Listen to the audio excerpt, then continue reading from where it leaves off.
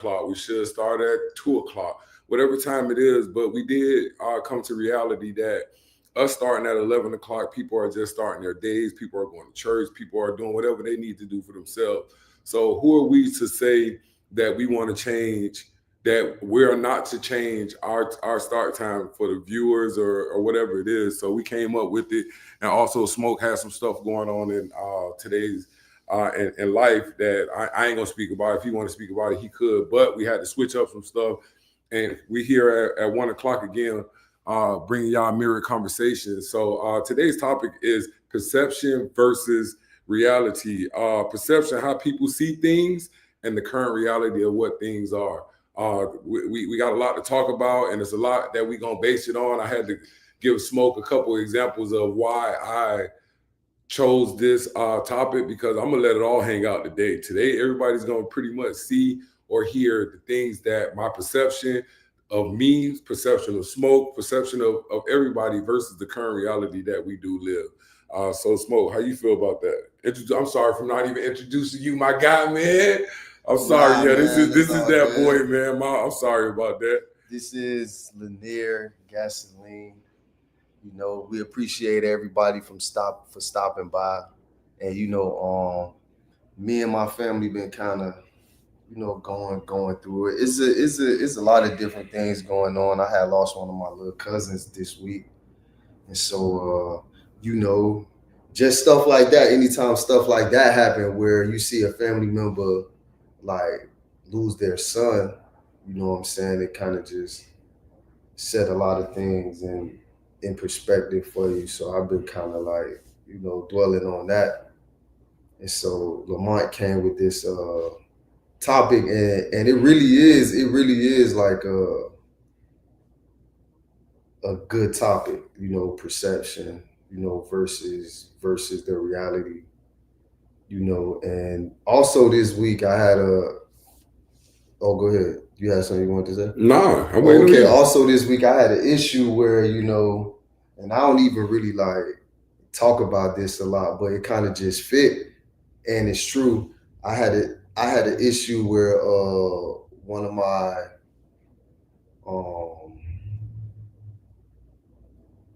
sons was involved in something at school. You know what I'm saying? That had to do with like some bullying, and so what ended up happening, it kind of like took me back because I came up in an era where you couldn't go to certain stores, or you couldn't go to certain neighborhoods without getting, beat up or jumped. In Miami, you might can't walk through Overtown, like if you ain't really from there.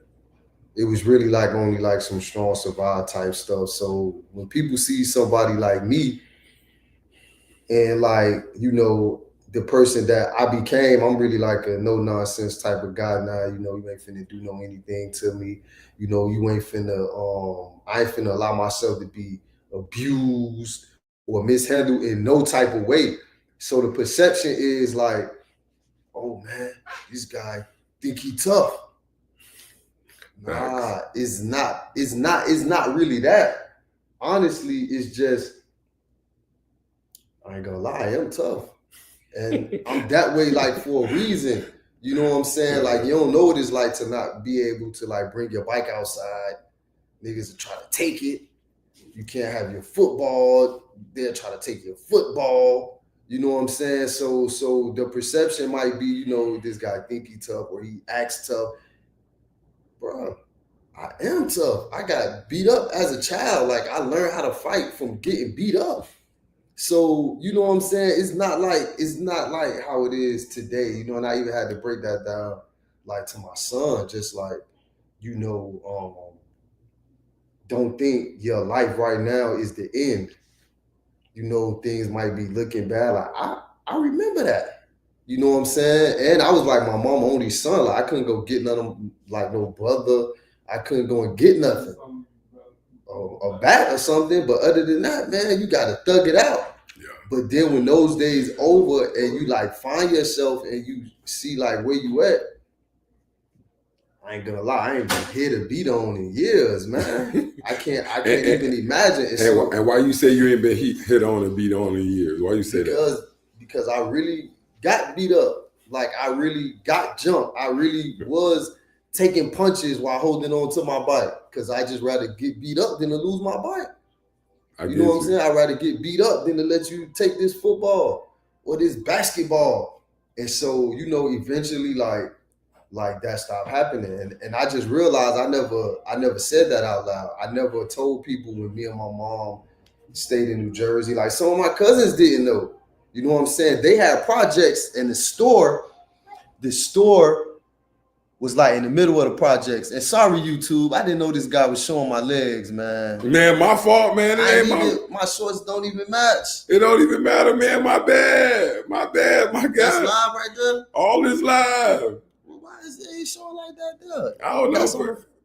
Probably on the phone, man. We can fix where it. That's going. Oh, no. I'm gonna go. Hey, y'all, I'm gonna go put the proper pants on. I really just thought we were gonna show the top half. Y'all caught me slipping. My bad. So just know this episode right here, I really had on my pajama pants and I dressed up my top half. I usually get fully dressed, but man, whatever, man. We vibing. My legs ain't really ashy. No, you good, man. The way I feel, you good. So my question to you, Smoke, pretty much what you just said about you taking punches and you doing everything that you got to do. So your perception in that incident, you really had to go through that because of the environment and the place where you lived at, based on the reality of what you could have did. You could have just, when they walked up to you and said, "Give me your bike," you could have just gave them your bike, right? Yeah. You could. And the truth was, I was scared. You know, like I used to be like scared to go to school, scared to go to the store, and it was tough. And when you know, my wife was telling me like, oh, you know, we had my son wasn't the one bullying, but he was kind of like, you know, well, I mean, I call him my son, Chubb. It was just an episode of bullying like at his school. And you know what I'm saying? I just, regardless of what happened at his school, I went back to me. All right, this is another example. Right in Jersey, you know what I'm saying? In the wintertime, niggas was taking niggas' coats. You know what I'm saying? That's crazy. And my mom, like, she used to have a nigga with the fresh coats, 8-ball jackets and shit, like leather jackets. One time my grandma had bought me like a leather, I guess she got it from Miami because, you know, they was in Miami. So she got me a leather hat, a leather Malcolm X hat. Like, you know, them shit was like $25, $30 when niggas wasn't paying that much. So I had a leather snapback, what people call them now. I had a leather Malcolm X hat. And my mama had got me like a leather 8-ball jacket to match it. I feel you. And like I was at school and a grown man took my hat. Like this nigga was a grown man. Like, bro, I was in elementary school. This was like a grown man just like hanging outside the school and kind of like, hold up, let me get this. Yeah, like grabbed me and I just like grabbed my jacket. He seen I wasn't finna let it go. He just took the hat and like ran. I'm like this was a grown man.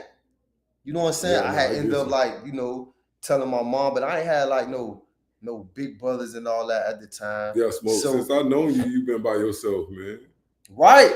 And when, you know, once, you know, me and Twan, Kurt, you know, once we had formed our brotherhood, I don't remember like, you know what I'm saying? Like nobody really messing with us. So like, even though, you know, like thank God for the 40s, man. I had put up that Facebook post earlier, like thank God for the 40s, bro, because I know what it's like. So when people view me, they see me like as a person, you know, because you know I've been arrested for guns or whatever, or you know, just whatever. But I know the evil side of people. Facts. I'm with you on that. You know what I'm saying? I know the evil side of people, and that's my reality. You know what I'm saying? So when you see me and you like, oh man, I heard Smoke did this or Smoke did that. You don't know what built me up to that is because I'm not gonna let you do anything to me, sir. And I know you will do it if given the chance. Nah, yeah. I know you would take something easy. And this ain't easy. Yeah. Not this right here. Yeah. And so, just my son, even hearing that, he was like, used to get bullied. I had to call my cousin. I had to call one of my cousins from New Jersey to actually, like tell my son, like, hey tell this little guy. And my son was just like, wow. He couldn't even believe it. And so, that's why when you said this topic, I was like, kind of like what you want to speak on, because I had some stuff that had happened during the week. And I really just never said that out loud. Yeah, why you did? It never just came up.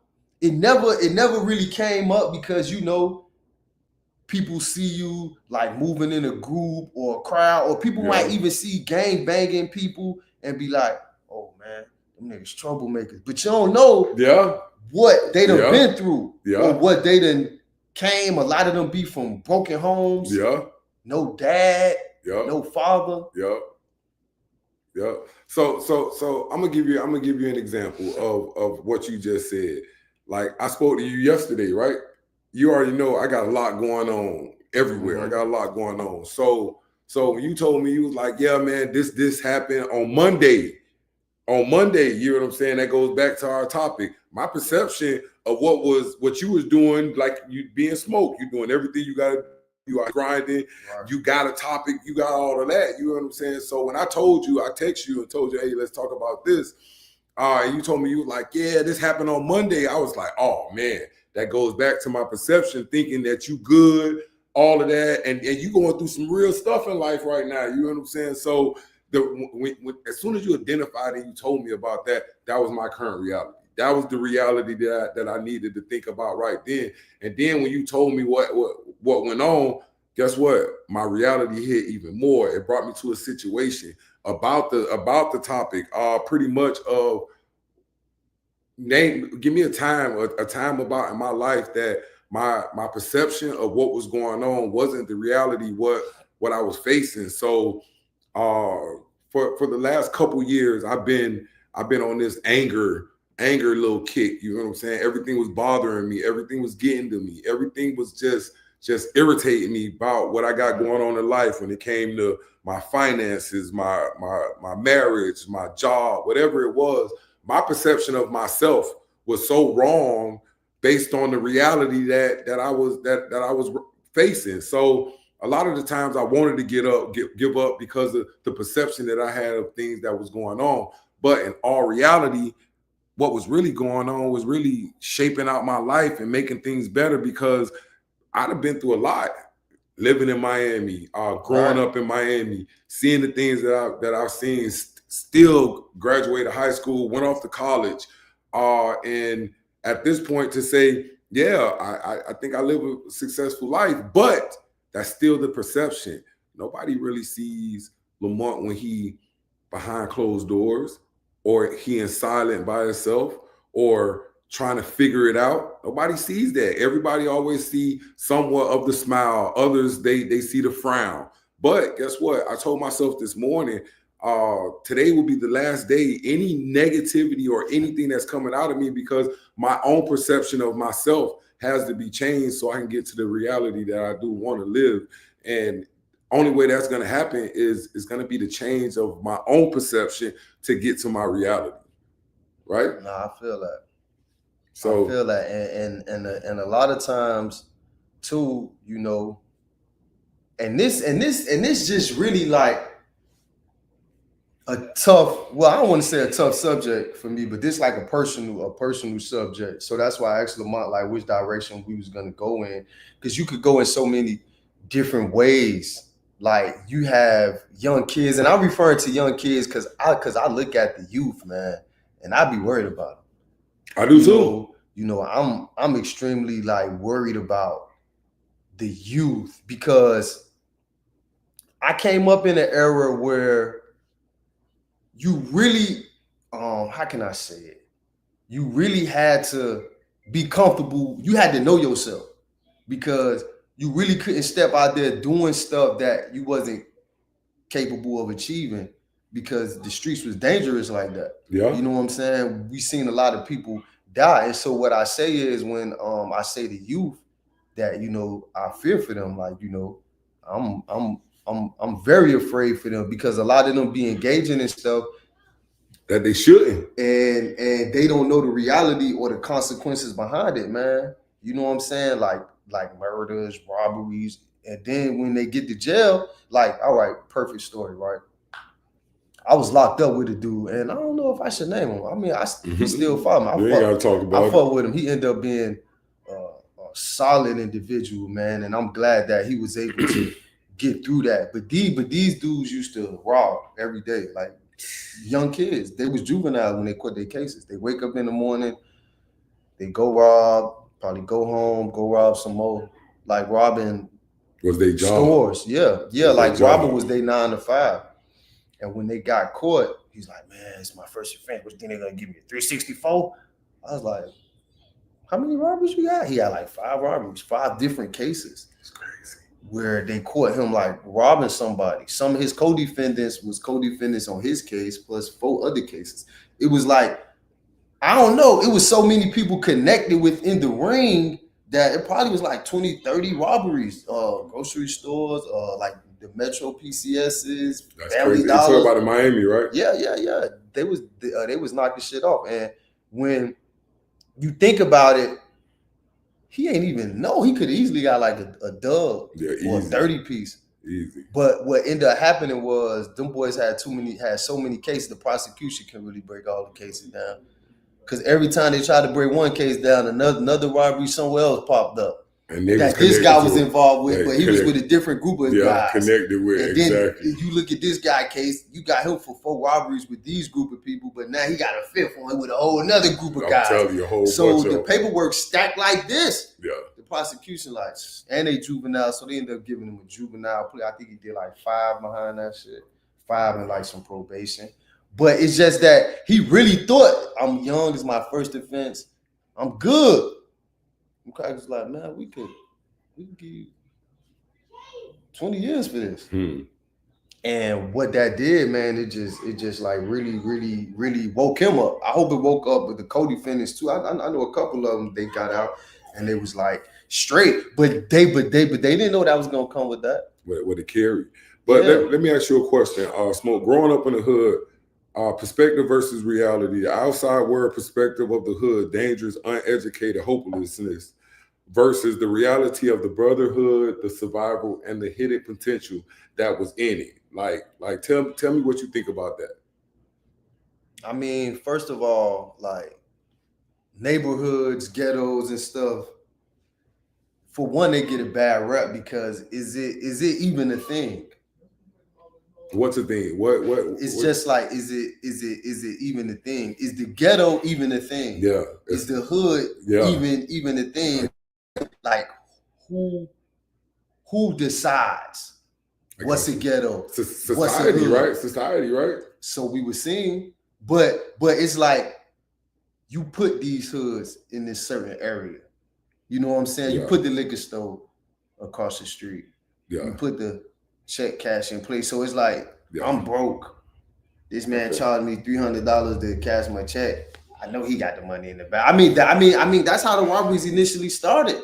You know what I'm saying? Like back in the days when they first, like, you know, you lived in the poking bins. Yeah. So when back in the days, the first thing that them boys knew to rob was the store across the street or the store over here or the store. I mean, that's how it first came. But to get back to your point, I lost my mom at a young age, and what they call the hood, man, it gave me mothers.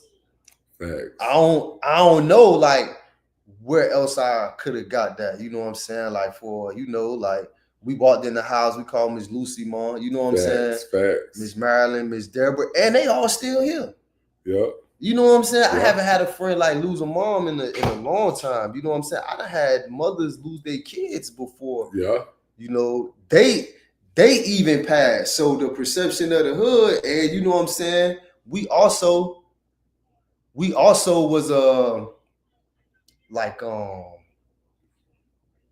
bonded together. We learned a lot of loyalty. Yeah. You know so my perception of that, like us growing up, you know what I'm saying? Like I'm not gonna say we all was just out there just being bad, but we all was out there living a particular life. You know what I'm saying? Yeah, for sure. Like from what I've learned from the hood, like it saying the hood or the struggle or whatever you want to call it, my perception of it then was that this is what I was stuck in. This is what my reality was. And that was only the perception at that time. And that came with me being younger.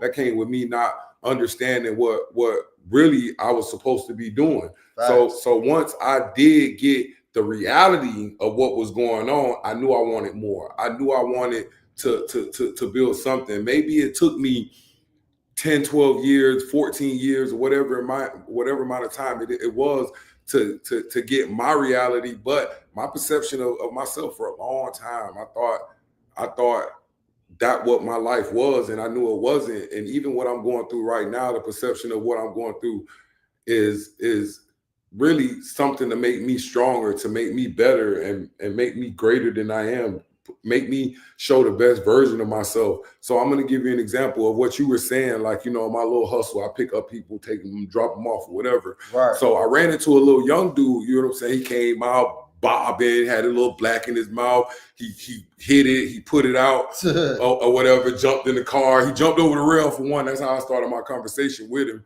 So I asked him, I said, how old are you? He said, oh, I'm 30. I said, yeah, when I was 30, I could do the same thing. You know what Jump right over the rail. Jumped right over the rail. So he was like, yeah, but I'm starting to feel it, my bones. And he told me a little subject, little topic that we talked about of him hurting now at 30. So went on to finish taking the one he had to go at. But my perception of what I seen was nothing was close to the young man.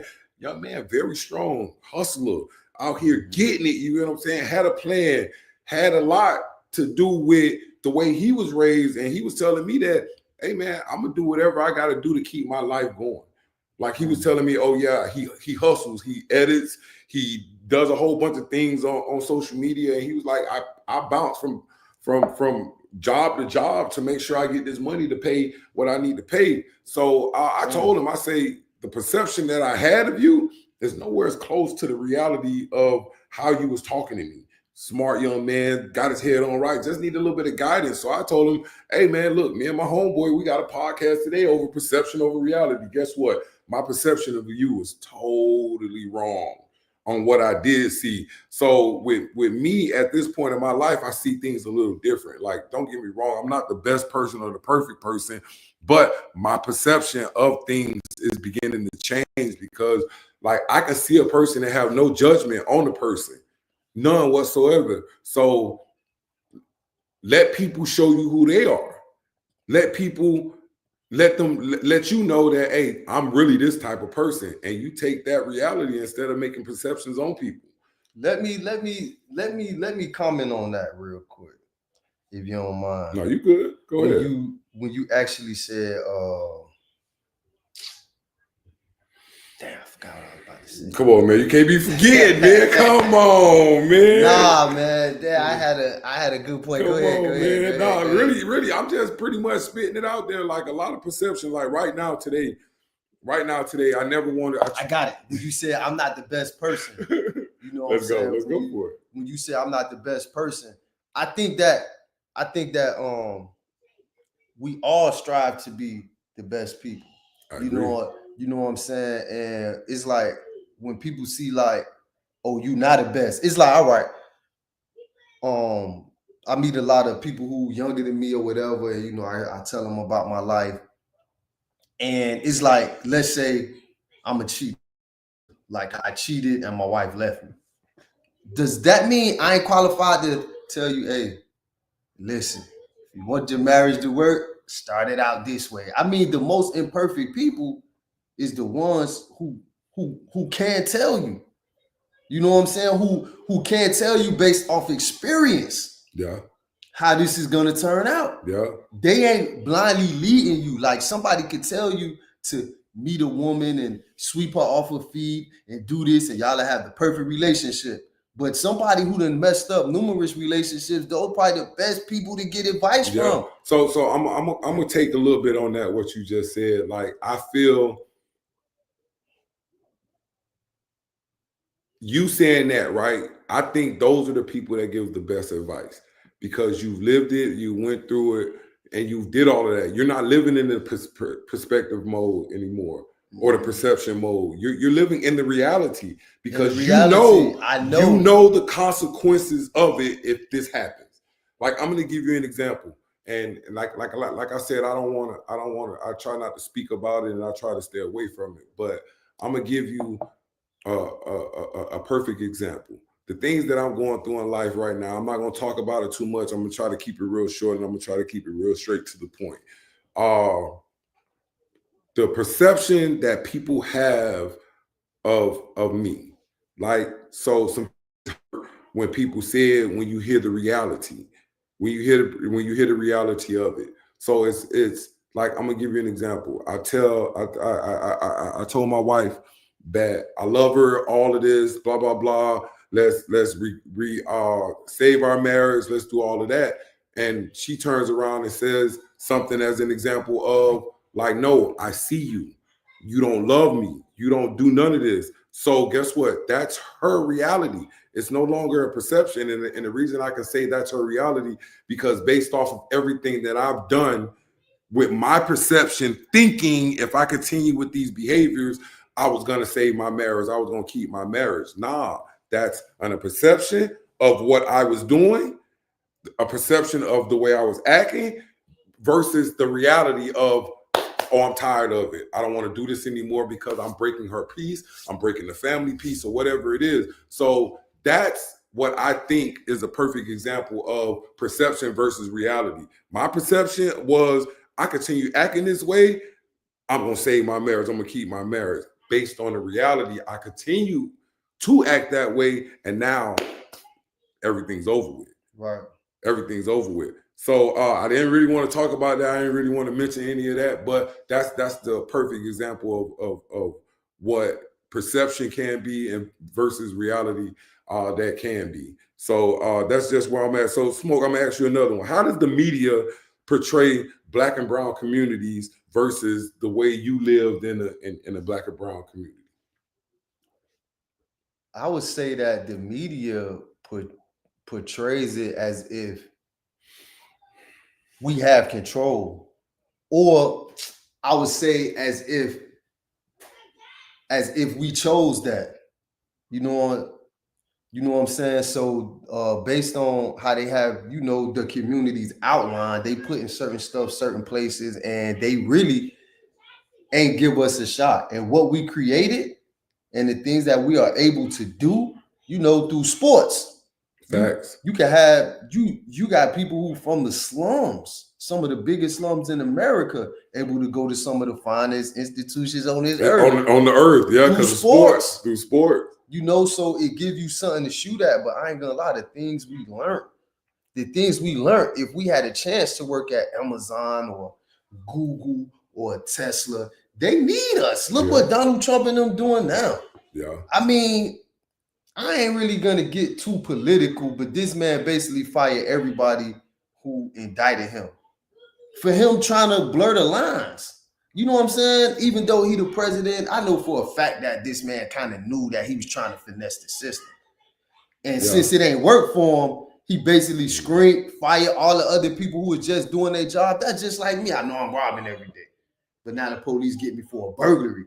But they got me for a burglary because I rob every day. All right, so my name hot. So pretty much the perspective of what the perception. Right. I'm sorry, of what a person does, right, versus their reality. So what's the message that you're trying to convey when you say that about Donald Trump? About the hood and about to bring it all full circle is that he ain't learned the morals that we learned because he would behave differently. And I ain't gonna say everybody learned them, but for the most part, when you growing up in the urban communities, right, these are your friends, right? Yeah. If y'all go across the street to the store, everybody come back home together. Everybody is accountable for the person next to them. Yes. You know what I'm saying? If your mama and my mama are friends, right? Yeah. They say, hey, Smoke, you and Lamont go to the store together. If some dudes jump out and jump you and I run, bro, I'm about to get a beating. Yeah, the reality of it, you go get a beating. So that type of stuff was instilled in us. And so when we take that to corporate, or when we take that to being politicians, or when we take those same morals and standards that we were raised with just standing up, even if it's 2 of us and 1,000 of them just standing up and means a lot, being accountable, I feel like they look down on the hood, but the things that we learned there, you can't learn. No, you can't. In other places, you can't fake it. Yeah, you can't. Because we see it every day. We got a president who was doing crime. He might even get caught for the exact crime he was doing, but it's like now I was just abiding by the law. When you know you were just trying to finesse the system and you got caught doing it, and now you won't even accept the accountability just as a man. That's a person who, if both of y'all go in the store, right, and steal, you go this way, he go that way.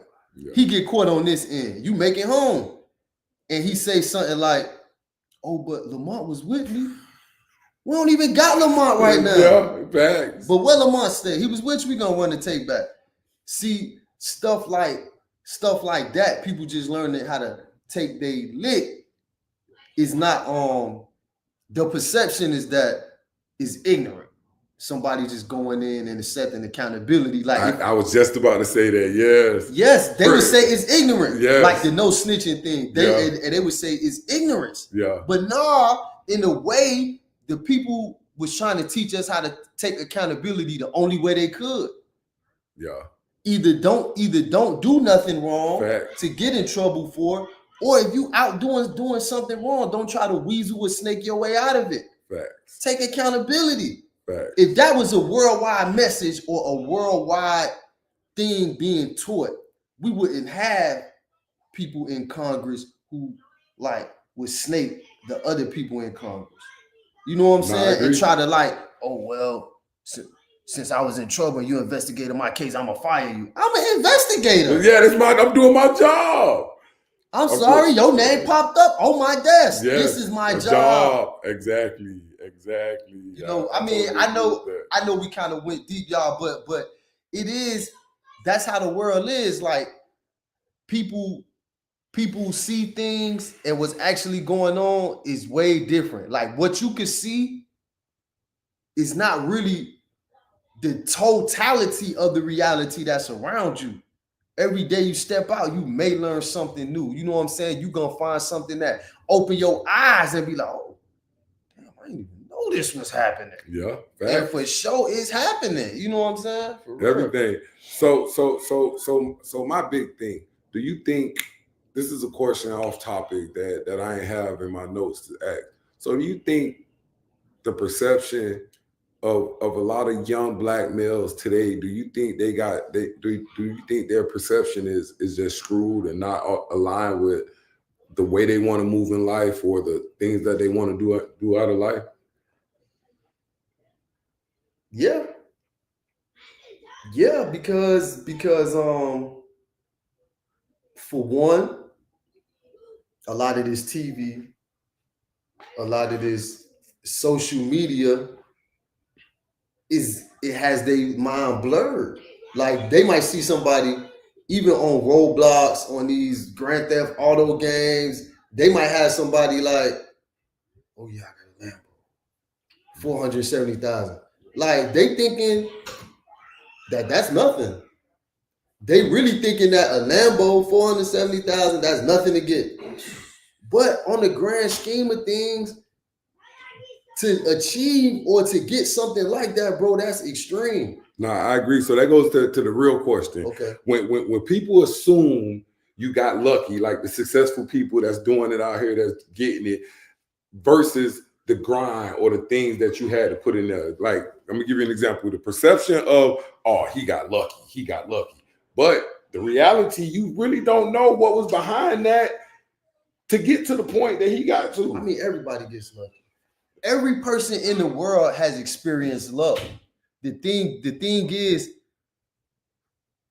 when you got lucky, did you mash the gas or did you just lay down with your blessing? Because take me for example, I got lucky. I could have got life in prison.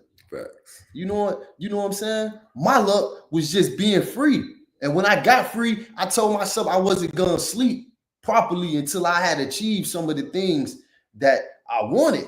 You know what I'm saying? The difference between a lot of people is for me to feed my family and my loved ones, I might be willing to die for it. So you might don't work as hard as me. I agree. But I might be willing to put my whole life on the line to make sure that these people over here are taken care of and that they eat. I might be willing to wipe shit out of toilets. You might turn it down. So I might wipe shit out of toilets. I might be on the computer. I might do whatever I have to do to excel. And I did have luck. And I did have a blessing from God. But that's everybody. I agree. Everybody gonna have a little luck. Everybody gonna have God bless them. Like I hate when people say that, oh, I know God gonna bless me. God gonna bless us all. All us, yeah. But your blessing may be bigger, your blessing may be that's small. That's what I'm saying. You know what? You better know what to do with your blessing. I agree. That's the thing. Like it really gets me because people say that as if God not gonna bless me. Are you the one giving out the blessings? Yeah. You are the recipient. Yeah. So I really hate it when people be like, oh, God knows my heart. He knows everyone's heart. He does. He's gonna bless everyone. Eventually, you're gonna get a blessing. I agree. You know what I'm saying? That's just how it goes. But it's just what I'm gonna do with my blessing, what you're gonna do with your blessing. So a lot of people perception are things are this way. That this person got this because of this, or that this person got that because of that. When we all are recipients of luck, blessings, hard work, determination, perseverance, whatever it is. I agree. And some people just gonna dive in it. Some people gonna be willing to die to do it. I got you. So I totally agree with that to an extent. Like some people are willing to work hard for anything, and some people are willing to do nothing for nothing. So I'm gonna give you an example. Like I think people's perception of their own life, like once you change that perception of what your life is, I think you change your reality. So my question is, your own perception of your life. Have you ever changed it and life changed for you? One way you was thinking of, you like, let's you know, I'll never want to talk about you going to jail. I never want to bring that up. And you see, I stay away from it. Right. So I'm gonna give you an example. Your perception of yourself when you was locked up, when you was facing all that time, right? Well, okay, all right. So I get what you're saying, you know, but a lot of that was it was a little bit out of desperation, a little bit out of excitement, because you know when you broke and you don't have nothing, you're gonna do whatever to get something. You know what I'm saying? And then once you see how easy this is, you might keep doing that and knowing it's wrong. So all in all, I knew that I had to change, which being a normal working 9-to-5 person is not hard to change. I mean, that's normal. What I was doing was not normal. You know what I'm saying? Like getting into trouble, whether it's robberies, whatever it was, that's not normal. The normal person, 9 times out of 10, gonna have their little weed, gonna work their jobs, take care, that's normal. So once I realized that, and I had just realized that, the walls was just closing in on me. You know what I'm saying? You can ask anybody like who I was locked up with. When I went there, I just laid down. I ain't know when I was getting out. I didn't even know if I would get out. So how I saw myself was just, people don't really believe this, but I was like, damn, I kind of deserve this. Whatever come with it, like, I ain't gonna lie, I kind of deserve it. But it ain't stopped me from fighting though. You know what I'm saying? I read law books, I wrote motions. You could look my name up in the clerk of courts is gonna say motion written by me. I done fired lawyers. I done got judges off my case. This true facts. Like I done got judges off my case. I was hell in there now, but in the back of my mind, I was like, I ain't gonna lie, they ain't wrong. But they really wasn't handling my case the right way either. So I just used all of that, and my perception was I can't really go back. The kind of person, and at that time I saw that I was special. So pretty much you can honestly say your perspective changed of what you had when you first went in? Because you did just make a valid point of down the line you found out that you were special. I did. And once you found out you were special, your perspective changed from that to whatever you at right now today. Yeah, that's why every day I wake up, I go through like regular life stuff, but I ain't gonna lie. It's easier said than done. It's easy for me to say, oh yeah, man, I did 10 years in prison. And that just flows past people.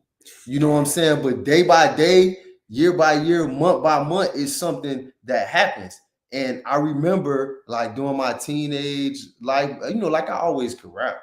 Yeah. But it was like I was so good at it. It was like it was no rewards for it. It was just like, oh, smoke and rap. So it got to the point where people ain't want to battle me in Miami. Like we couldn't really benefit from it because it was like you was good at football. Yep. It was just like, okay, the strong safety, Stringfield, we got to just not throw to his side. You know what I'm saying? MC, I was telling Ivan this the other day.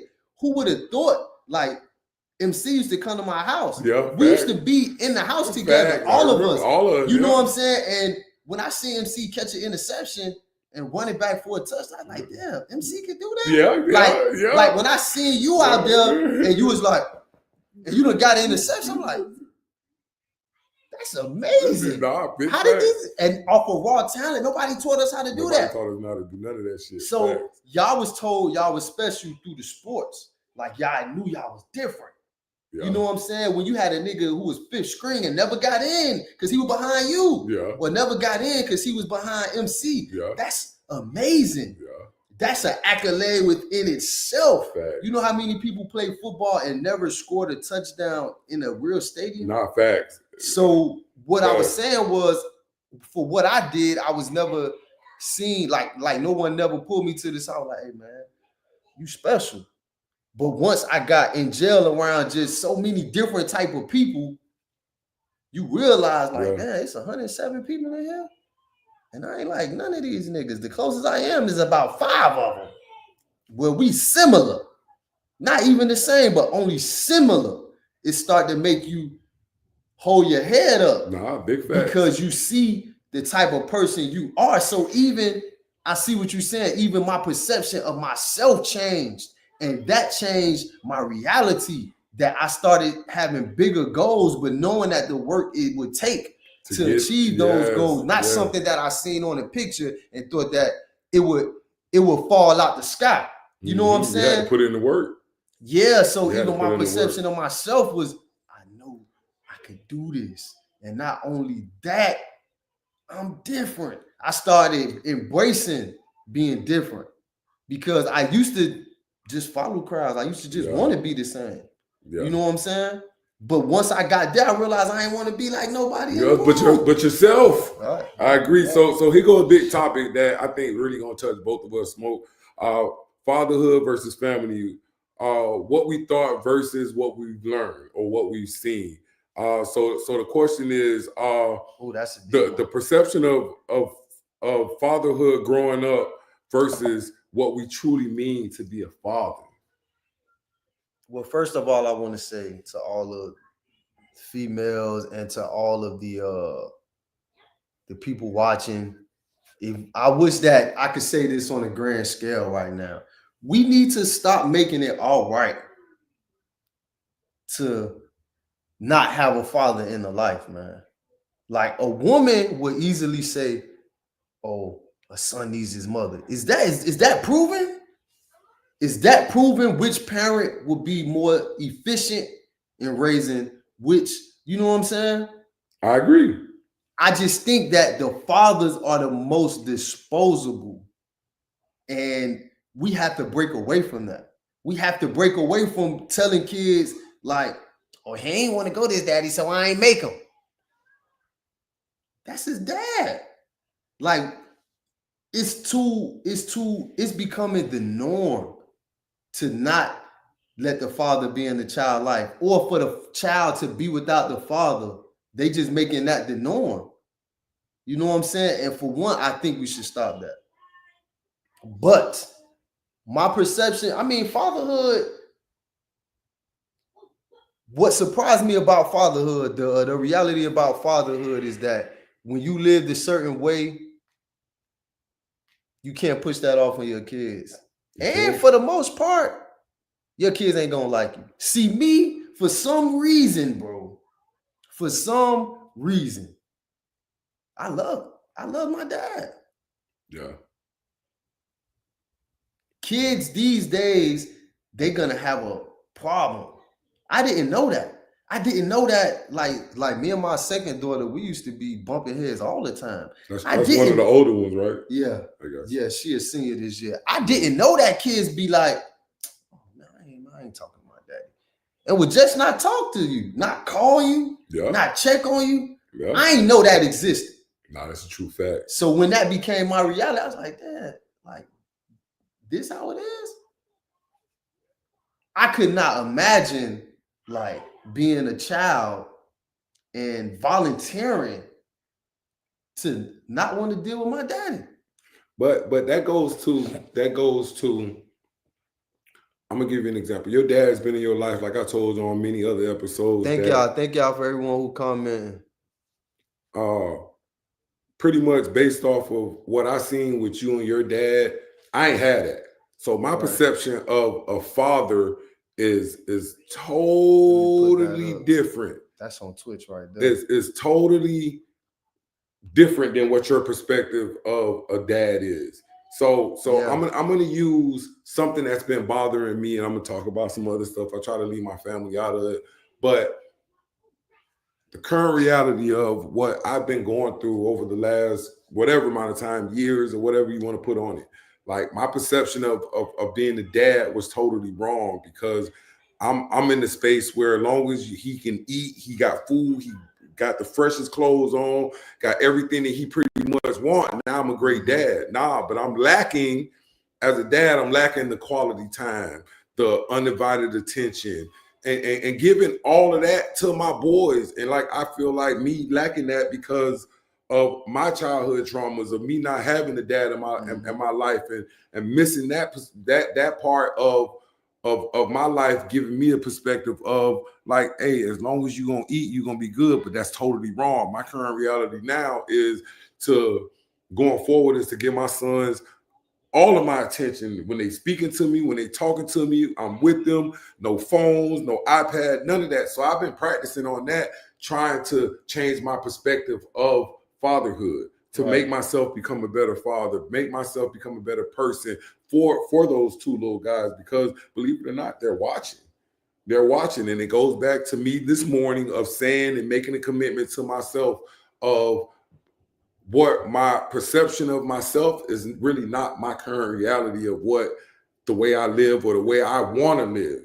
So yes, I am working on my perception. Oh yes, I am trying to figure out like what life really is. So my perspective right now of being a father is the quality time, the undivided attention, letting the kid be a kid, and just loving on the kid 110% daily, all the time, whenever you get the opportunity. Never miss opportunity to spend time with your kids, man, because the perception of what the world got of a father, it's some of it's right, some of it's wrong, some of it's crazy. That's why it goes back to what you said of who says the woman is the best option for the child.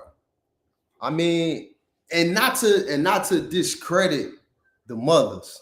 Nah, not at all. But I just see it a lot where it's like, oh, you don't have to call your daddy if you don't want to, or you don't have to go over there if you don't want to, or even, you know, a woman may say, oh, you know, the child better with me. Yeah. Like, not being funny, but who's to say that a man just moving daily with his kids, it can either show his kids what a man is supposed to be and move like, or the closest thing to it. Yeah. You know what I'm saying? It could give them an example, and it could also teach them too. Like when you see a man washing dishes, cooking, or, you know what I'm saying, folding clothes, going to the grocery store, that's different.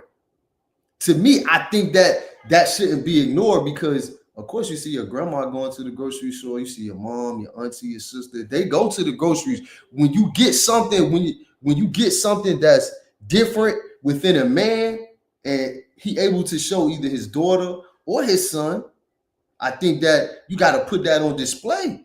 You got to let them see that, because they gonna see rappers on TV all day. Yeah. So when you able to show them a model of a man that's not on TV, because the shit we seen on TV, bro, that's all of that ain't reality. Yeah, that's not reality. Yeah. Somebody who getting up, going to work, waking you up, brushing your hair, that's a reality, and you could pick that up, because you know my dad did it like it was second nature. Yeah. You know what I'm saying? I done lived with my dad like most of my life. You know, even though he was in and out of jail and he did stuff, but for the most part, he did it. And the thing I think I admire most, because my dad is bad in a bunch of ways. What? But the thing I admire most, but also great in a bunch of ways too. Now let's he not never complained, bro. I never heard him food stamps. Yeah, never seen my dad get unemployment. However, he did it. He did it though. I'm almost amazed for him to not. He have never told me like, nigga, all I sacrifice for you. I never think I heard him say that. We done had some arguments, like almost fist blows, and that nigga never told me like. I never heard him say stuff like all the stuff I sacrificed for you. Yeah. I never heard him say I was ungrateful. One thing about him, he gonna tell you about you. It ain't gonna be like, you know what I could have been doing? I never heard him say that. So I don't even, when I be having my son, I don't never even tell him like, you know I just never heard it. To me, that was more important. He was doing something he wanted to do and ain't complain about it. If I messed up, it's because I just messed up. But for him to like go into like some type of time where he like, man, I could be doing this, or I ain't really never see him really even like really chase no hoes like that neither. You know what I'm saying? I guess he got what he got, but it wasn't like a priority. Nah, I feel you know what I'm saying? That shit was. All right, thank y'all for all the comments, man. I'm posting them now so we could let everybody comments be on the screen. All right, so y'all know we've been doing this for a couple weeks. I don't even know the time frame. I done lost count, but all I know, we show up on Sunday. This is our first time switching at 1 o'clock. So we want y'all to engage. I've been posting out there engagement. Like, subscribe, go to our page, share it, man. Let's get this platform as big as we possibly could. We are going to go over an hour today, man, because I still got a lot to cover. Smoke still got a lot to cover. So we're going to go over a little bit hour today. So Smoke, I'm going to ask you a question, man. And I think this is the best question for what I'm trying to ask, or what I'm trying to really see. So right. My question is, what was your perspective of family, right? And I don't mean to touch on this subject. When I say family, I mean mother, father in the household raising 2 kids. And I know you lost your mother at an early age. So what was your perspective of family when you knew your dad was going to be the only one taking care of you? Or did you get the perspective of family, of grandmother being there, dad being there, and you? I ain't gonna lie. I was raised with so much love. You know what I'm saying? I ain't really,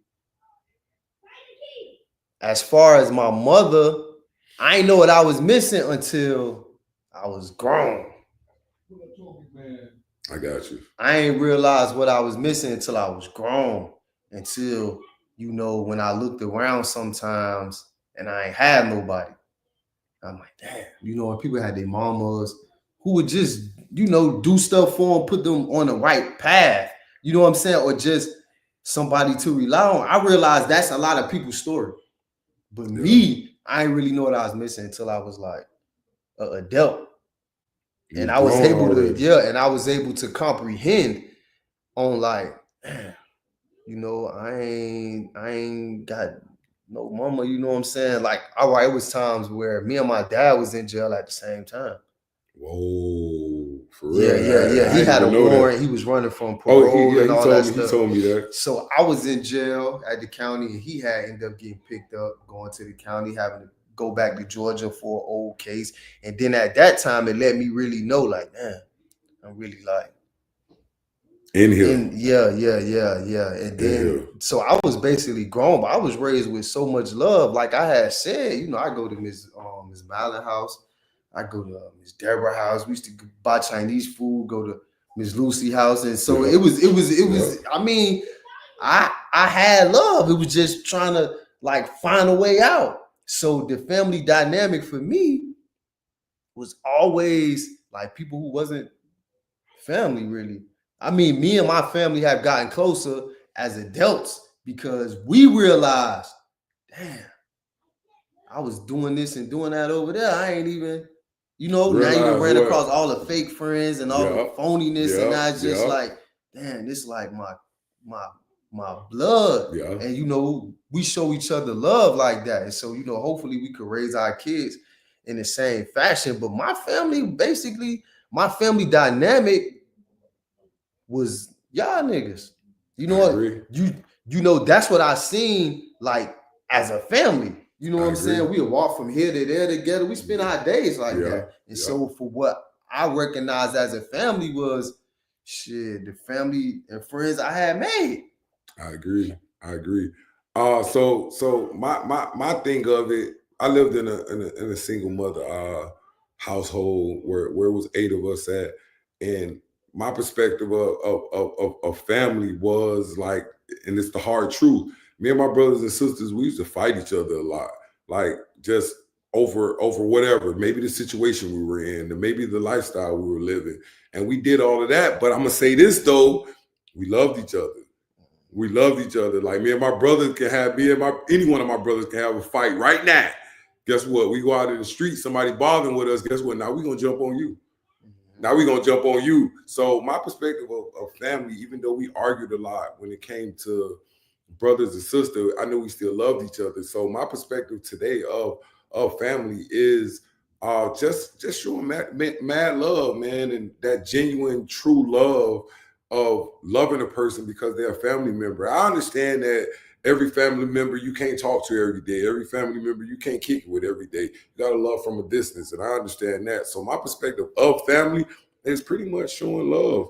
It's showing true love. And like you said, Smoke goes to the next topic. The street illustration versus the truth. The perspective of a street life, loyalty, power, fast money versus the reality, portrayal, prison, and pain. Well, I mean, I think you already gonna know how I feel about that. A lot of people, you know, it's a social media saying going around, the streets is a myth. Have you heard that? No, I heard it. I heard it this morning talking about it. Bullshit. Is a lot. Because for me, my thing is the streets is not a myth because people are participating in street activities. The whole thing that I try to push out is this, right? And I'm a dude. I didn't tell on nobody. I've been told on one of my, well, I ain't gonna say one of my friends, but he was affiliated with a person who I'm close to. And you know, I consider him cool and I ain't had no problem with him. He told on me. Like, and he wasn't even my co-defendant. He just tried to volunteer some information on the case that I had not involved him in. I didn't ask you to come with me. I didn't put you in harm's way or nothing. Yeah. And so you know, the thing that I try to push out the most is this. I try to stir the kids away from crime. You know what? You know what I'm saying? Work hard. You want to do something? Let me take you to Publix. The time you about to spend burger out of somebody's house, man, let's take you to Publix. Let's try to get you a YouTube channel. You want to take a stocks class, some financing. Yeah. If you really want to get into money, let's get into some paper. You know what I'm saying? I'm not about to indulge, or how I could say, I'm not about to indulge or engage in a child doing wrong. You know what I'm saying? Because I know that who want to do 50 years? And you might have done it. So now you're going to say, oh, these people wasn't loyal, or this happened, or that happened. Okay.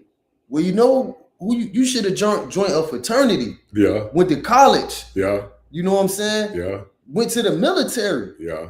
got on the football team, the soccer team, the chess team. Any team. Like, take advantage of stuff like that. I don't think that people should be saying, oh, yeah, I would have told too.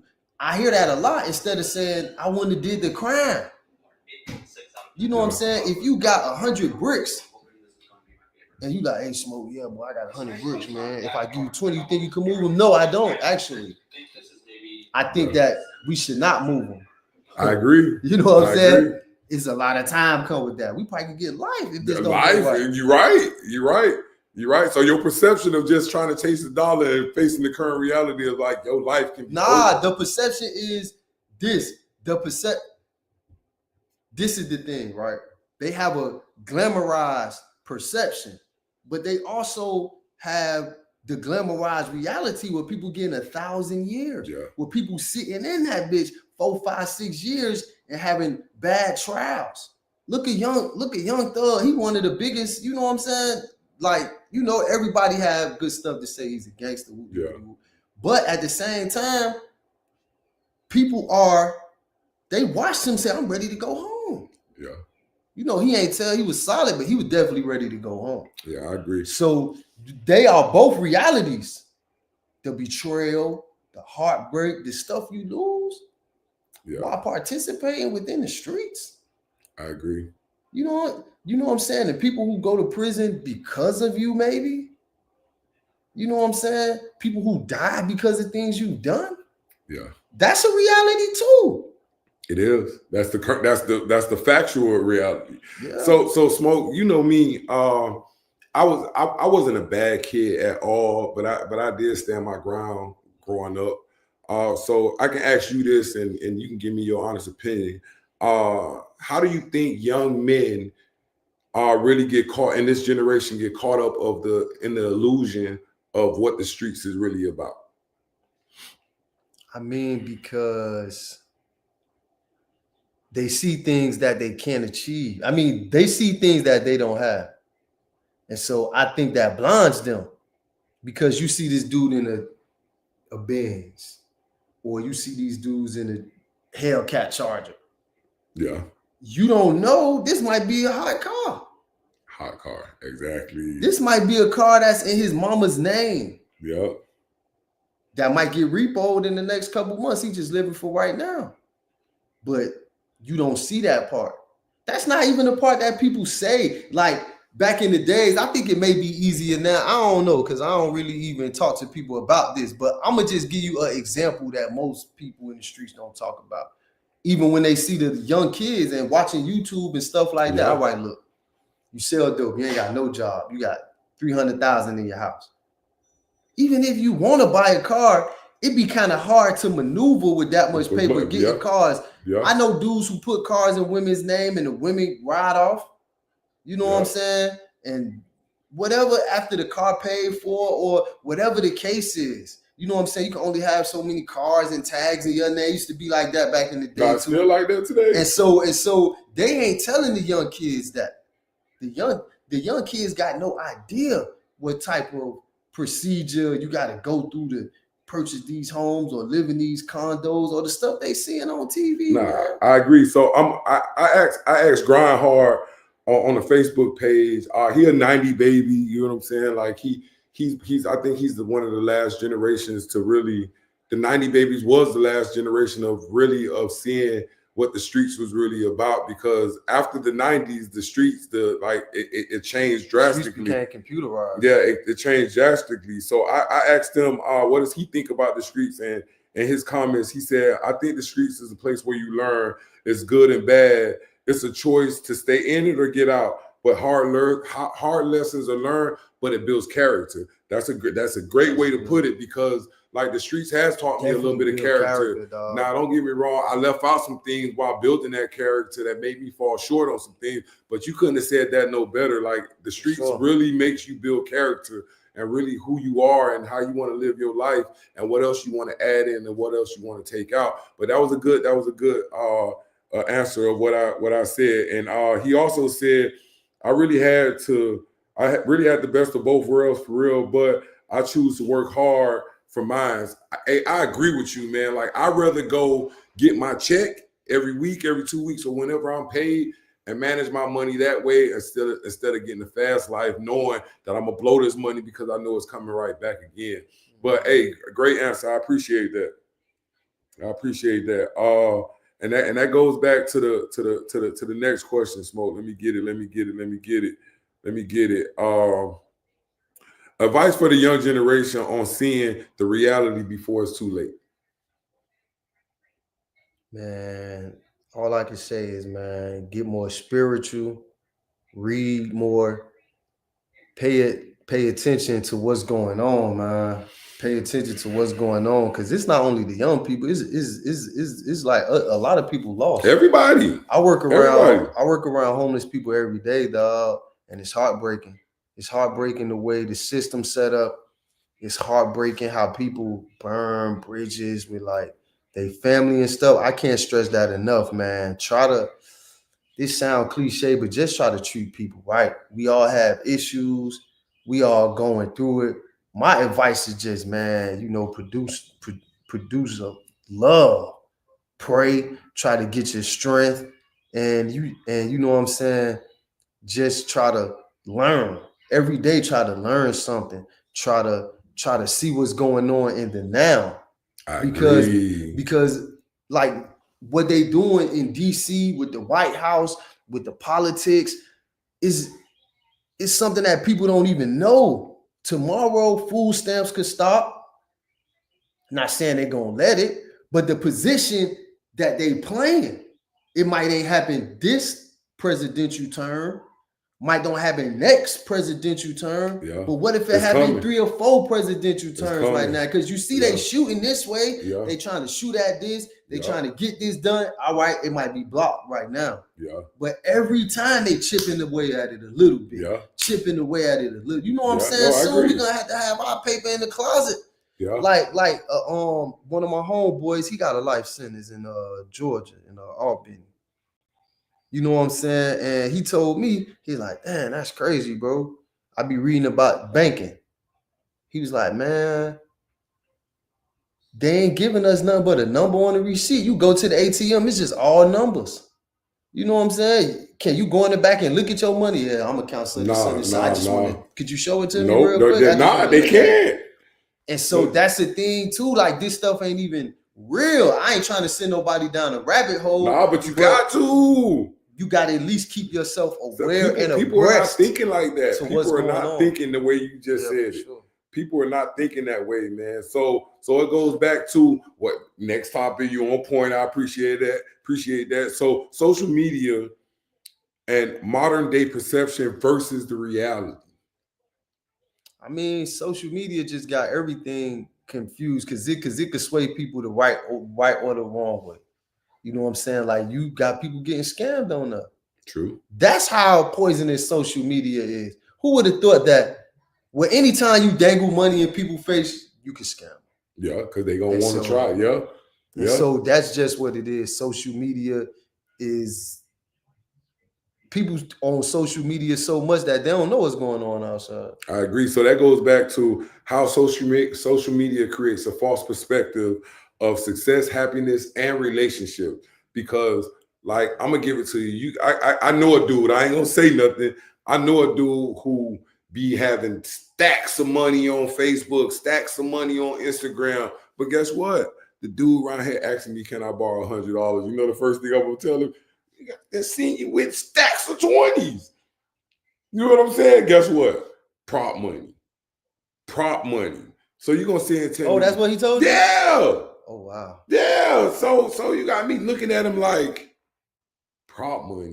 So you got this false. And then think about, go ahead. You got this false image that you got out here and trying to make the world think that you got it, but you really don't got it. So with now generation and now the things that's going on, like, you can have people thinking you a millionaire, have that perspective, thinking that you're a millionaire when you really ain't got it, because you can do all of this stuff with the false perceptions of media.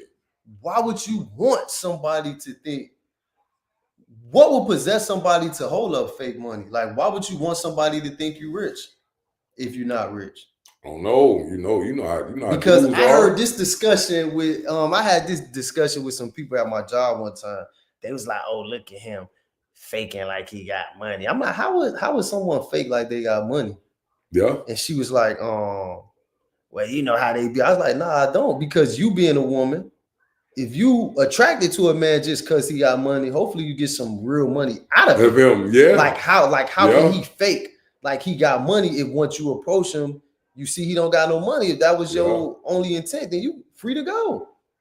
But how somebody could fake a person out in real life like they got money? Because even if what people got to understand is the numbers don't lie. People It's do. people be knowing people who look like they got money allegedly and don't, and their mama's house leak when it rained. Yep.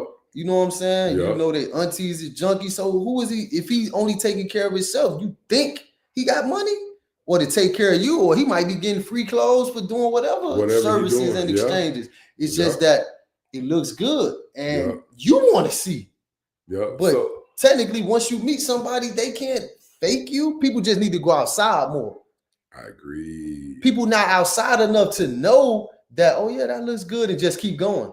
See, like we at the age, I could surf social media all day and it does not influence me unless they come and say, hey, have you ever read the Bible? Dude, and I'm like, oh, well, let me listen to this because it's been a while. Yeah. And I just get familiar with information. Yeah. Or do you know car insurance is low? That's what pop up on mine. Yeah. So all the other stuff, it don't influence me because I'm outside. I got you. You know what I'm saying? We more hands-on. I got you. So I'm gonna give you a little bit the pressure to look the part versus the reality of really putting in the work. So I feel there's a lot of people out here that I want to go buy me a $70,000 car. I'm living in an apartment. That's your perception of life. Like, I get it. Ain't nothing wrong with that. But there's a lot of people out here that's really out here living that life and putting in the work and out here grinding and doing what they needed to do to live the life that they perceive themselves of being. So the reality of putting in the hard work is hard.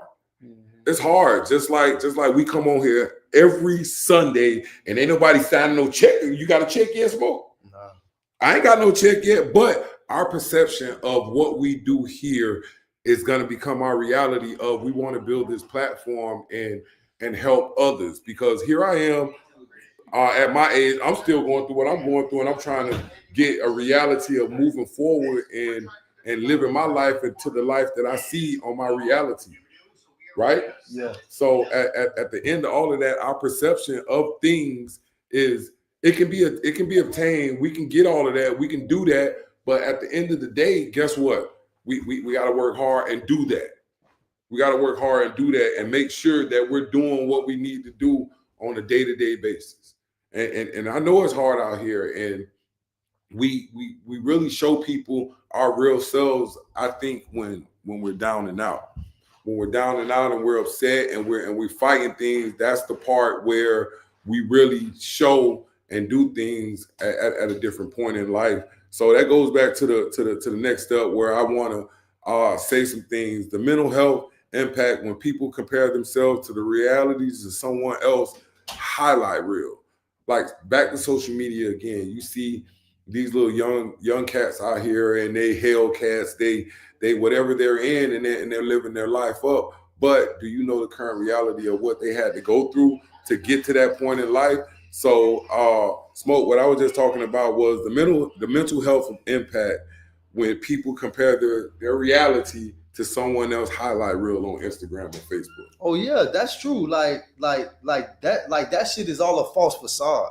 You know what I'm saying? Just being like on some real shit is not even close to being real, because if that was the case, they wouldn't find people scamming people. Facts. You would not have a reason to sell fake money. You won't. You know what I'm saying? Now, it's different if I got a false leather coat or a false leather jacket, because maybe I don't want to pay $3,000 for a jacket, but this jacket looks good. Yep. You know, but to hold up actual cash, like somebody who work with me could be like, oh, where you got them shoes from? Oh, boy, I got these on sale. You don't think I'm walking around with $10,000 in my pocket?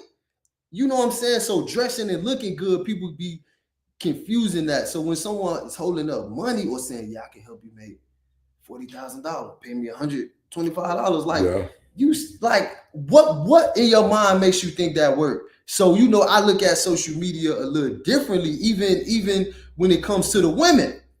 True. And this messed me up. And I ain't here to like judge nobody, but I used to be, I used to be into the women on social media because when I was locked up, officers used to be like, hey, Palmer, look at this. I see y'all, because I used to have a lot of magazines I used to read. Yeah. So I used to see pictures of certain people. And he'd be like, oh yeah, I just seen her on Instagram. I'm like, yeah. So they might show me a little video on the computer, a YouTube video or something. I'm like, oh, okay. So I kind of got infatuated with the women. And then I realized, like, oh, they started looking the same. Yeah. You know what I'm saying? They like with the whole Kim Kardashian thing. I had like Kim Kardashian in a couple magazines. I'm like, damn, Kim bad. Then I started seeing this one look like Kim and this one look like Kim. And then when I came home, my wife and my homegirls was telling me, oh, she had surgery. She had surgery. I was like, oh. It kind of took the aesthetic away just for me. Yeah. And so it's just showing you what people are trying to portray. Like if a woman wants her butt bigger or to look bigger at 35 or 40 years old, what kind of attention you looking for? Yeah. And then to later on find, most of them are OnlyFans. They're basically selling pussy. Nah, we ain't gonna say that. But they are, because you could pay to see them, have them come fly out or whatever the case is. I'm gonna put it like this. I'm gonna disagree with you on that because I think social media have given so many people an opportunity to show their lifestyle with the vlogging and all of that. And, yeah. You know what? I completely. It gives you that opportunity to create a real business from it. Because I'm gonna use us for an example. So let's say this video that we on today blows up like through the roof. Everybody talking to Lamont or Smoke about podcasts, right? It gives you an opportunity to quit your job. It gives me an opportunity to quit my job. So now we've used the platform to change our perspective of all of this, perspective on life, perspective on what we're really doing. Now we can quit our job. Now we can do some other things and everything. So at the end of the day, I gotta disagree with you on that because, am I saying everybody out here on the same business thing? Nah, there probably is some out there that's doing that, that's out there selling that or doing whatever. But I totally agree with that. And also I just had to put that out there. Because it is people doing positive stuff on social media. So that's a good point of view. But as I see now too, they still hypersexualizing the business social medias too. Like if a person's selling content, they have to look a certain aesthetic. I mean, like you don't have people like me. I look a little rough right now. Really, I'm trying to push this look. Haircuts, $100 almost. You know what I'm saying? So I like to push the natural look, and I know if this is accepting, then you know what I'm saying. But even when you're doing content, you have to look a certain way. People want to see certain stuff. Yeah. You know what I'm saying? They want you to look a certain way and stuff like that. So, All right, so Grindhard, hey, thank you for the engagement. But he says, but these days, younger kids, it's easy because of technology, so easy for them to win. I agree with you. We had to get it out the mud. So I'm gonna give you an example. I'm gonna take it to football. The way social media is now, I wish social media was around when I played football. Because everybody would know who he was. Yeah, everybody. Like I'm gonna give you an example. I'm not trying to take nothing away from Travis Hunter. He's a great football player. As you can see, he won the Heisman. But I knew about Travis Hunter from high school from my son. My son been watching Travis Hunter that long. He was like, Dad, you know who Travis Hunter is? I said, no. Who is that? He showed me a high school reel on social media that I was like, wow, I wish I could have did this when I was in high school. Had millions of views. I was just talking about. You know what I'm saying? Of high school. The importance of even though I know we're talking about like social media, but just the importance of having someone to stir you in that type of direction. Yeah. Because look how talented a lot of us were, and if we would have had someone who knew about certain things and getting on, like that's just amazing to have it right now. So yeah, that's true too. You could use it for a lot of different things. All right. So have you ever ran into something where somebody had a false perspective of you and made you live in your truth? Like overcoming false perspective to live in your truth. I mean, for me, it happens every day in a lot of different ways. Because if you look at me, you can't gauge who or what I am. Facts. If you look at me like right now, I got dreads, I got gray hair, I got glasses. So it's kind of like I'm like a hybrid. I'm like a hybrid nigga. You know what I'm saying? Because I like to read. You know what I'm saying? I am gonna read. And then secondly, I'm kind of humble. I might play stupid, but you know, an old head once told me that a smart nigga can always play dumb, but a dumb nigga can never play smart. I agree. So even right now, where I'm working is a step under where I used to work, but it's like I'm still in the same not department. I'm in the same facility, but a different department. But I'm actually capable to be these people like assistant chief type shit. No, I got you. So I be having people asking me questions that's like, I guess since for one, I'm new. For two, it's like I'm a contracted worker, so it's not even like I'm supposed to know what I'm doing. But the thing is, I've done their job before. So a lot of stuff they doing, I'm like, this ass backwards. Yeah. And when I say that, they be like, so for people who have asked, oh man, how you know do? I'm like, oh man, I did this for 3 years. I got awards for this. Yeah. They like, oh, they shocked. For one, I'm not saying nothing. And for two, y'all organization is ass backwards. Yeah, but they perspective of you not knowing nothing probably turned their reality like, dang, a shocker for me. And you know what? That helps me no matter who I talk to or where I go. I'm going to let you determine on how I judge your smartness, your lack of knowledge or whatever. I'm never just going to assume somebody don't know nothing or somebody is this type of person or somebody is that type of person. I'm going to always open my eyes so they can show me. All right. So what happens when you stop worrying about how people perceive you and focus on your truth? Like where can that put you in your life? That's really like the biggest blessing ever.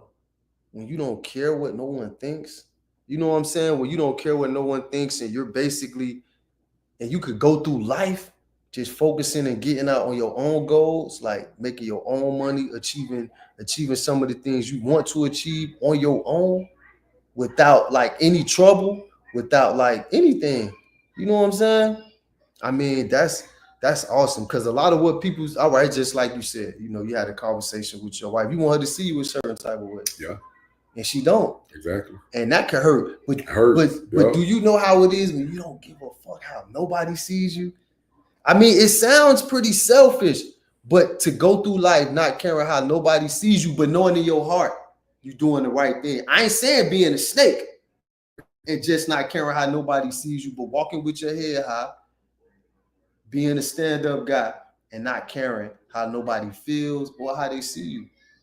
Like when you able to do that, it take a hard, you know, a coldness to your heart. Yeah. But sometimes that shit will hurt you, man. You know, because some things just ain't meant. Yeah. Some people just ain't gonna see you how you see you because you may pull somebody to the side, like, hey man, I ain't gonna lie, man. You're really kind of fucking up. I don't feel like you pushing yourself like. A person could be like, oh, nigga, you tried me. Yep. Woody. And really, in your heart, you just want to tell them, you know, you trying to push them further. A person could feel like you tried them and cut them off. Like one of your kids could feel like that. You weren't trying to do nothing but uplift them. Yeah. So you got both things could be true. Yeah. I feel like you hurt me. Yeah. And on this end, I was just saying something to push you along. Yeah. So this person may feel like you said something crazy to him and your intentions was good. True. We would never know through the interaction.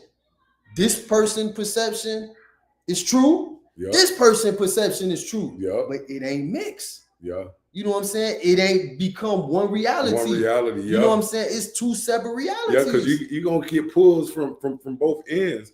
From both ends all the time, pretty much on what you said. So pretty much I'm based off what you were saying, your self-awareness has to be high so that you can have the understanding of yourself and have your own reality. So once your self-awareness of what you're doing and how you're acting and how you're going about things, like once you realize that, it can change your reality of what people think of you. Like I was having a conversation with the person and they were saying, oh, Lamont, your delivery too hard. Your delivery is ass backwards. Lamont, your delivery. So that's what I tell myself. If you're going to feel like that way about me, so let me look at my delivery. I think my delivery is based on the relationship that we're having, the way I feel about you at the moment, the things that we've been through in the past. So my delivery got to do with that. It may come out as anger. It may come out as happiness. It may come out as sadness, however you want to put it. But now at this point, I'm going back to not caring how people think about me. And I'm going to let you start seeing me. Mm-hmm. Like, I'm going to let you start seeing me of who I am and how I am. But hey, look, by far, this is the longest we've been. We've been on here an hour and 36 minutes. I know we're about to wrap up. We're about to get to the final thoughts. You guys like, engage, subscribe, do everything you can do. Share this over any platform or social media platform. So, Smoke, I got a major question to you. For you. And this is probably outside of everything. I want you to give me your perspective. Since me and you have been back connected, right? I want you to give your perspective of me and the reality now. The perspective when we first talked and the reality now since we've been back connected, for a couple months now? Oh, man. That's not going to be like a time taker upper, because when I called and spoke with you, like you've been a man of your word and I've been a man of my word. Facts. So basically, I don't know all like what you're going through, but I know that we both are going through something. Yeah. And this is where we meet. Yeah. And we just showed up like that, like two men just trying to make themselves better. Yeah. And I don't really think that doesn't come with a lot of perception. That's just what it is. I agree. You know what I'm saying? So I don't really feel like, the perception of you and the reality of you was that much different than what you showed me. We just came to each other like two men trying to make it with an idea. And not to mention, we've been friends for like 6th grade. Yeah, it's almost like 3 decades, we can say. I guess the 90s from here. And yeah, I mean, if you think about it. Yeah. I'm 41, so yeah, if I met you when I was like 11, 10, it was like middle school. Middle school, exactly. But yeah, man, and my perspective of you, like Smoke, you've always been the same dude. I know it was in you. I know that crazy junk was in you, but you always been the dude that ain't don't bother me, I ain't gonna bother you. Respect everything that's around me and you will be okay. You know what I'm saying? So when I found out what you went through and when you was in prison, you know what I'm saying? I knew for a fact somebody had to do something to Smoke, or somebody was trying to do something to Smoke, because I knew you wasn't out there just doing it. You know what I'm saying? I know you had your times in life, but just like now, my perspective of you right now today is like, I remember you being in the streets, you being in the 40s, you being all of that. I seen all of that part. I got that perspective. So now when we link back up and we touch base, I seen a different man. I seen a father. I seen a husband. I seen that guy that had responsibilities and was like, hey, you keep that over there and I'm going to stay right here and I'm going to continue doing what I had to do. Mm-hmm. You know what I'm saying? So I think the perspective pretty much brought the reality and showed me that, hey, this is what Smoke's been through and this is where he's at in life right now. Mm-hmm. And that's just where I'm at. So, hey, man, we almost finished. We want to ask the crowd, what's one false perspective you had and how did you learn from it? What did you learn from it?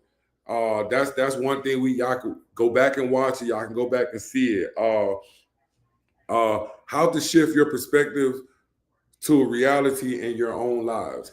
What message could you give to people, Smoke, to give them to switch their perspective to take their life to the next level? I mean, first thing, everything starts with knowledge. I believe in just gaining knowledge to want to change, to want to learn how to change, even learning people. Some people just gonna be who they are. You know, some people ain't gonna see the change in you. Some people ain't gonna see the good in you. Some people you have damaged them, Yeah. and it's your own fault.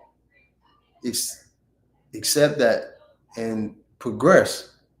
You know, we can't never want to stop progressing. That's one thing. Ever. You always got to get knowledge and just find out how to make stuff better. It's no way around it. It ain't. You know, so just start there. Like me, I always resort to spiritual things because when no one is around or when no one can do it, I just always feel like the Most High. You know what I'm saying? The most gracious. He always gonna touch you when it's right. Yeah. You know what I'm saying? He always gonna touch you when it's right. Always. Hey, so look, man, this is like I said, by far the longest we've been, man. We did have a good little bit of engagement today with the episode, man. I really appreciate it. I talked about some things that I wanted to put forward. Smoke talked about some things that he wanted to put forward as well. We appreciate all the engagement. We appreciate all the messages. We appreciate everything that everybody talked about today on this podcast. And we're another one down, man. And I appreciate everybody on here. There you go, Smoke. Thank you, man. I appreciate it. And really, this help us. Hopefully it help y'all. Just some things I'm saying that I've never said out loud. And so I definitely appreciate it. And this just ain't nothing. We just blowing smoke or whatever. This is most of these stories is real. Most of our opinions is real, and how we living is real also. And I appreciate it. We just appreciate everybody tapping in. Big facts. All right, man. Y'all enjoy y'all Sunday. Happy Enjoy Super Bowl. y'all Sunday. Yup.